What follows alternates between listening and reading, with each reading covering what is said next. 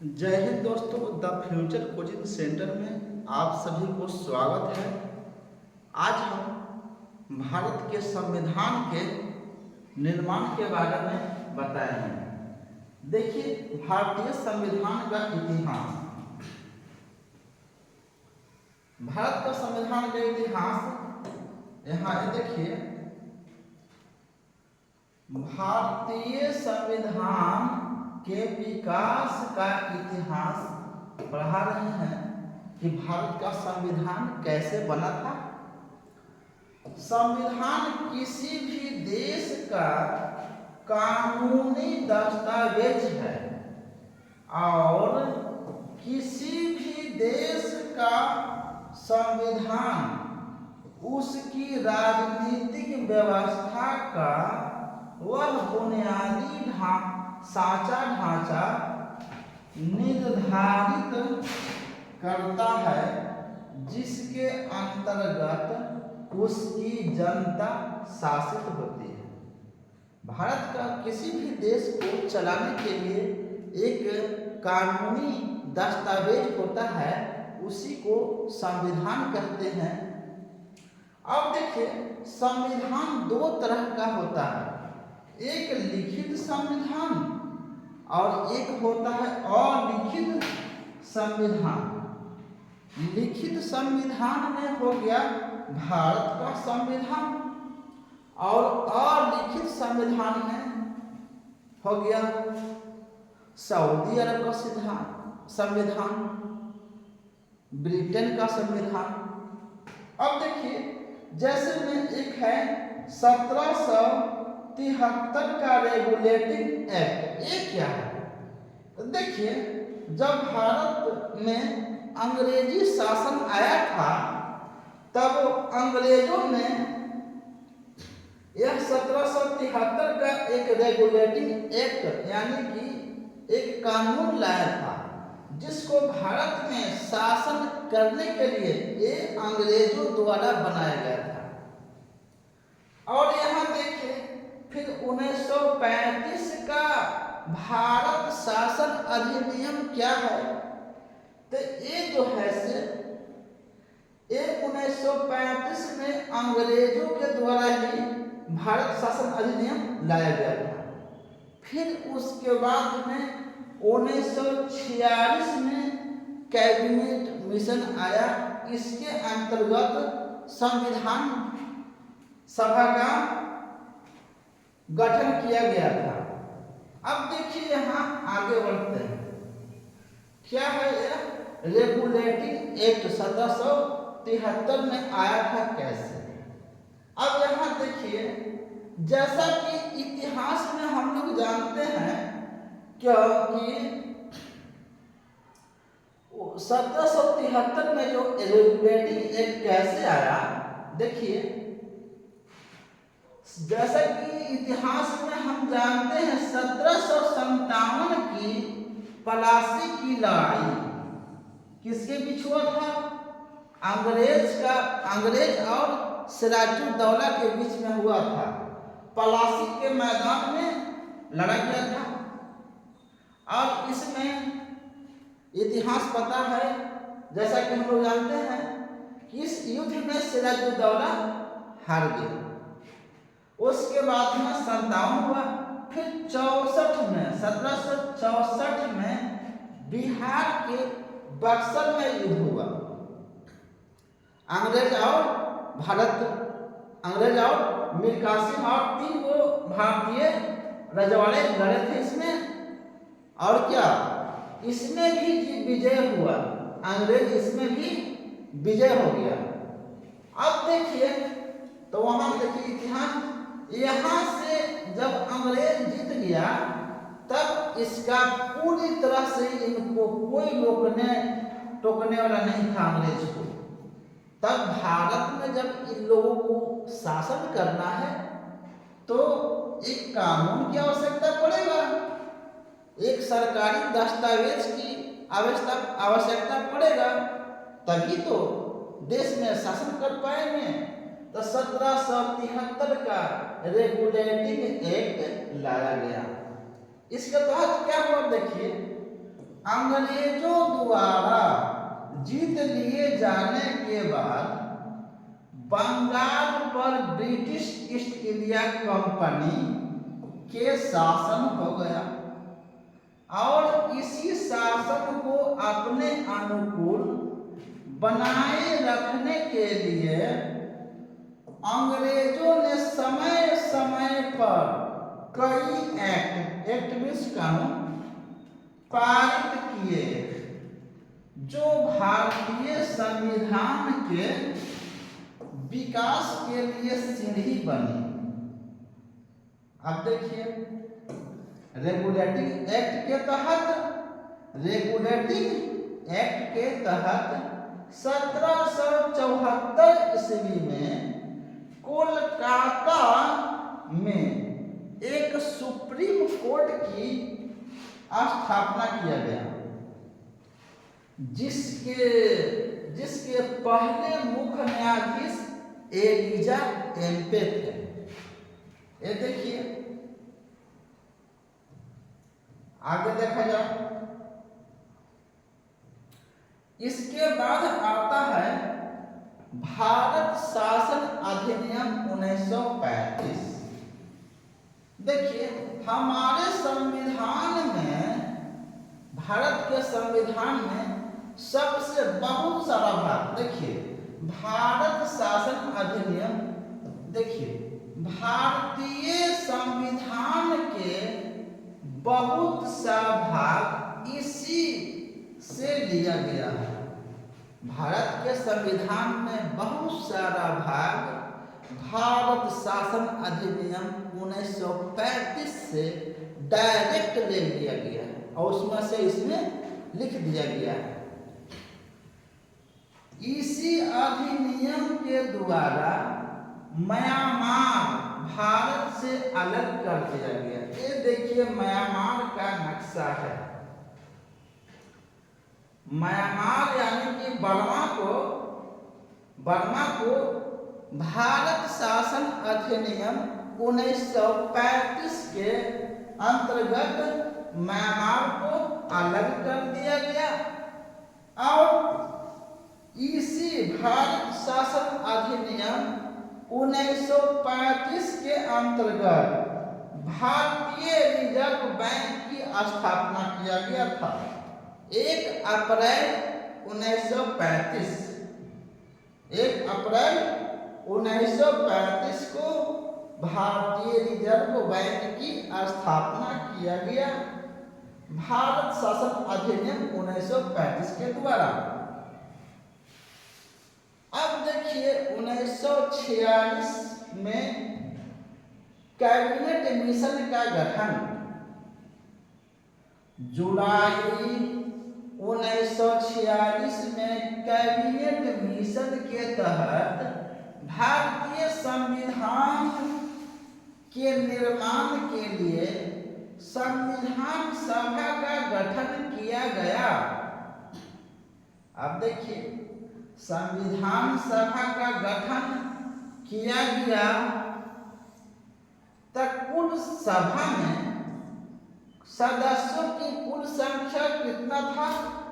389, जिसमें भाग 292 ब्रिटिश प्रांतों के प्रतिनिधि जो चुनाव करके भेजते हैं।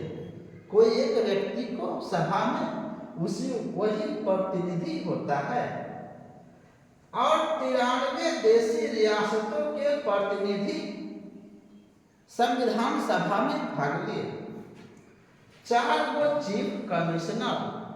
अब देखिए भारत में ब्रिटिश टोटल भारत कितना 100%, जिसमें से 60% पर कौन था? अंग्रेजों ने अधिकार कर लिया था भारत में।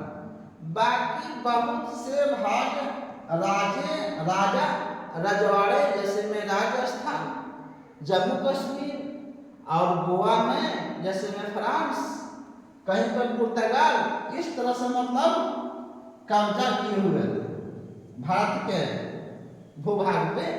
तो ये सब राजा रजवाड़े यानी कि देसी रियासत कहते हैं। भारत के जिस भूभाग पर कोई राजा का शासन है वो होता है देसी रियासतें। तो देसी रियासत से कितने प्रतिनिधि आए थे? तो 93 देसी रियासतों से आए थे। और टोटल कितना था? 389। आगे देखिए, 4 गो चीफ कमिश्नर। अब यहाँ देखिए, संविधान सभा का जब पहला 9 दिसंबर 1946 को गठन किया गया था। दूसरा क्या? 11 दिसंबर 1946, 2 दिन बाद। फिर 2 दिन बाद 13 दिसंबर 1946। अब देखिए, 9 दिसंबर 1946 को संविधान सभा की प्रथम बैठक हुई। सभा के सबसे बुजुर्ग सदस्य डॉक्टर सच्चिदानंद सिन्हा को सभा के अस्थायी अध्यक्ष चुना गया। इन्हें क्यों चुना गया अस्थायी अध्यक्ष डॉक्टर सच्चिदानंद सिन्हा को? क्योंकि सबसे बुजुर्ग व्यक्ति थे। एक बताओ, मुस्लिम लीग ने क्या इस सभा को बहिष्कार कर दिए कि हमें अलग चाहिए, हमें अलग देश चाहिए, हमको इससे मतलब नहीं है। तब कहा गया जब तक पूरा निर्णय नहीं आ जाता है तब तक के इनको थोड़ा सा अस्थायी अध्यक्ष चुन लिया जाता है। फिर देखिए, 2 दिन बाद 11 दिसंबर 1946 को डॉक्टर राजेंद्र प्रसाद को संविधान सभा का अस्थायी सदस्य चुन लिया गया। फिर 13 दिसंबर 1946 को जवाहरलाल नेहरू ने सभा के समक्ष उद्देश्य प्रस्ताव पेश किया और इसी के साथ संविधान की कार्यवाही शुरू हो गई। आगे देखिए,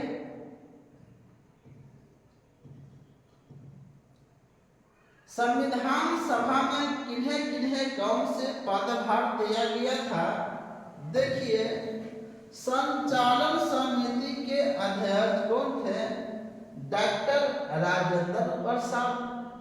प्रारूप समिति मतलब संविधान के रूपरेखा तैयार करने के लिए डॉक्टर भीमराव अंबेडकर। और प्रांतीय संविधान सभा के प्रांतों में, क्योंकि भारत बहुत से प्रांतों में बटा हुआ था, तो उन्हें सभी प्रांतों के एक करने में कौन? सरदार वल्लभ भाई पटेल अपना भूमिका निभा रहे थे। संघीय संविधान समिति संघ बनाने में किनका योगदान था? पंडित जवाहरलाल नेहरू को नियुक्त किया गया था। और राष्ट्र ध्वज संबंधी समिति ये भी एक किन्हें दे दिया गया था? डॉक्टर राजेंद्र प्रसाद को। आगे देखिए, अंततः 3 जून 1947 को यह घोषणा कर दिया गया कि भारत का बंटवारा होगा।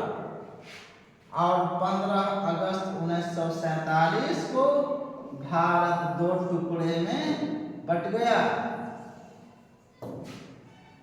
15 अगस्त 1947 को भारत आजाद हो गया और 14 अगस्त 1947 को पाकिस्तान को आजाद कर दिया गया। देश के विभाजन के बाद संविधान सभा का पुनः 31 अक्टूबर 1947 को सभा किया गया, जिसमें अब तो बंटने के बाद में सदस्यों की संख्या बिल्कुल घटेगी।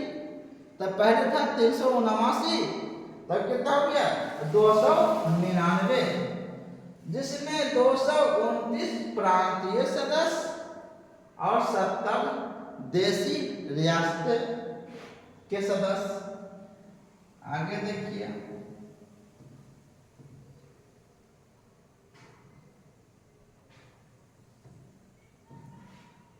दुनिया भर के संविधान को बारीकी से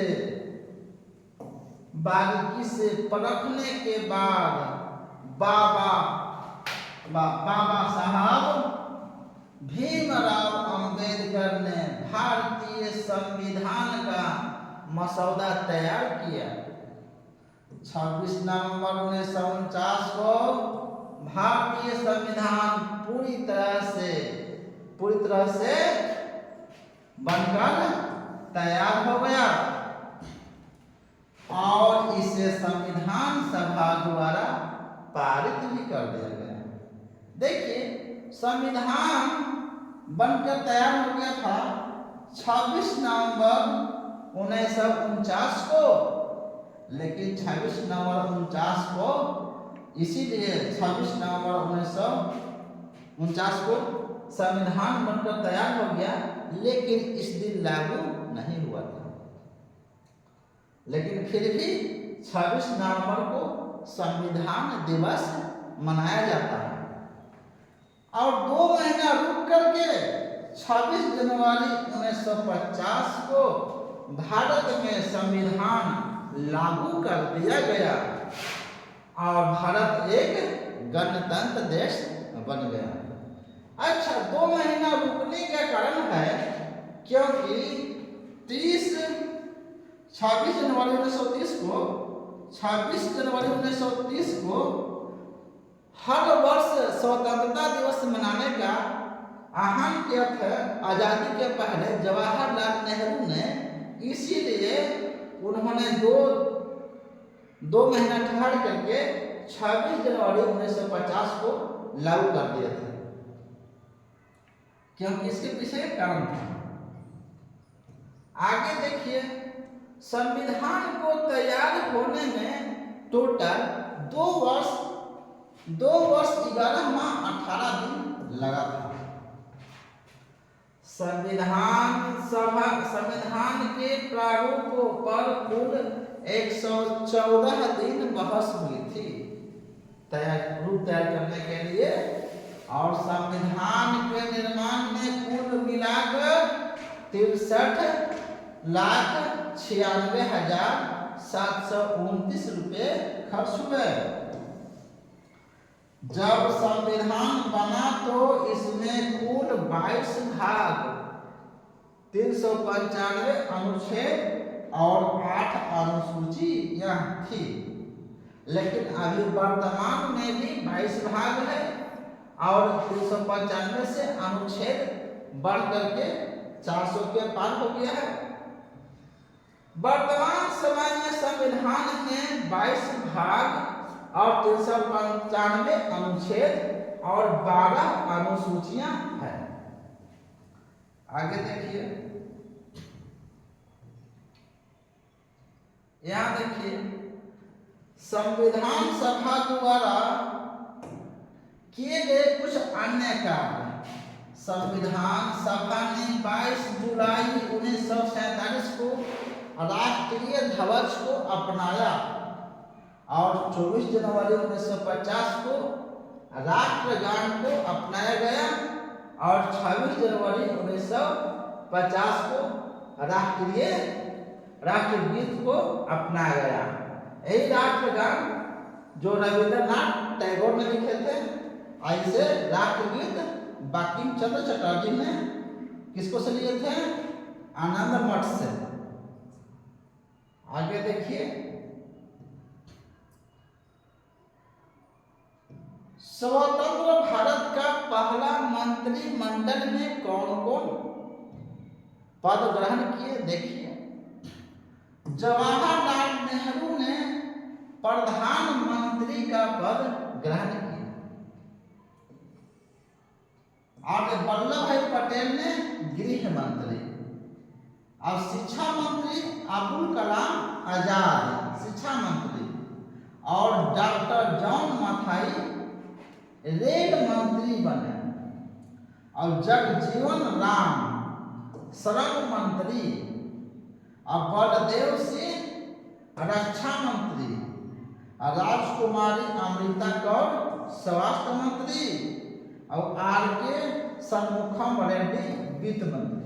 याद करने का कुछ ट्रिक लगा दीजिए। षणमुखम रेड्डी, षण कैसा होता है? गोल, इसीलिए गोल को क्या करते हैं? वृत्त। तो वित्त मंत्री, कुछ ट्रिक लगाइएगा। राजकुमारी अमृता कौर, अमृत पीने से क्या होता है? व्यक्ति स्वस्थ होता है, तो इसलिए स्वास्थ्य मंत्री। बलदेव सिंह, रक्षा वही करेगा जिसमें बल रहेगा, जो बलवान होगा वही रक्षा करेगा, ये रक्षा मंत्री। जगजीवन राम, जग में रहना है तो आपको श्रम करना है, जग में रहना है यानी कि संसार में रहना है तो आपको श्रम को करना है, तो श्रम मंत्री। जॉन मथाई, जॉन मथाई तो रेल मंत्री। रेल में अगर जाते हैं यदि आप जनरल डिब्बा में तो आपको बहुत माथा मारी होगा, तो मथाई कहाँ होगा? रेल के जनरल कोच में आपको मथाई, तो याद कीजिएगा जॉन मथाई रेल मंत्री। अब्दुल कलाम आजाद ये शिक्षा मंत्री, ये अब्दुल कलाम आजाद, इनका पूरा नाम है मौलाना अब्दुल कलाम आजाद। मौलाना ऐसे भी शिक्षा में आगे होते हैं, तो शिक्षा मंत्री। और ये दो को याद रखिएगा, पटेल गृह मंत्री और जवाहरलाल नेहरू प्रधानमंत्री। देखते हैं, चलिए ईद हो गया, मिलते हैं नेक्स्ट वीडियो में। जय हिंद।